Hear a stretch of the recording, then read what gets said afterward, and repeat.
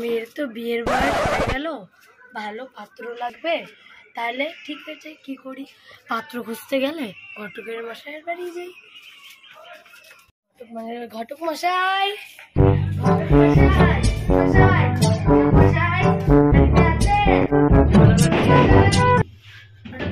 বাড়িতে আছেন? বাবা বিল একটু আসো আসো আসি। তুমি না গেটটা বন্ধ করে দাও, ঠিক আছে? হ্যাঁ ঠিক আছে।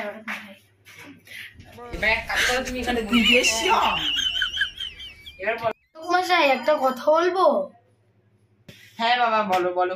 আমার মেয়ে তো এমনিতে মেকআপ ছাড়াই সুন্দর, খালি না মাথার মধ্যে টাক পড়ছে, আর বলেন কি কালো কালো মুখে না ডার্ক স্পট আছে, আর একটু শ্যামলা শ্যামলা ভাব, বুঝেনি তো সব। কপালে টাক। কি যে এ অসময় থেকে চকলেট কে দিবে বাবা?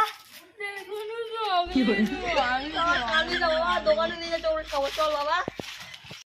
আমার অনেক বয়স আছে। আচ্ছা, আমি বিয়ে করতে চাই। বিয়ে করবি? পাশের পাড়ার যে বিল্টু কাকা আছে না, ওর একটা ছেড়ি আছে, সেই সুন্দর, মেকআপ ছাড়া একদম হাসিটা টুকটুকা। ওর সাথে তো বিয়ে নাটক বুইরা গাধি হয়ে গেল মেয়ে, তার আবার বিয়ে দিবে। 30 বছর তো মানে পারেই হয়ে গেল। যত বলেন কি? বাবা বাবা আমার সত্যি বিয়ে হয়েছে না? বিয়ে হয়েছে না? আমার বিয়ে ঠিক আছে, খুব ভালো লাগছে। আচ্ছা, বিয়ে ঠিক হয়ে গেছে? শোন বাবু, আরে মেয়ের সাথে সরি, তোর এখন বিয়েটা ঠিক হয়ে গেল।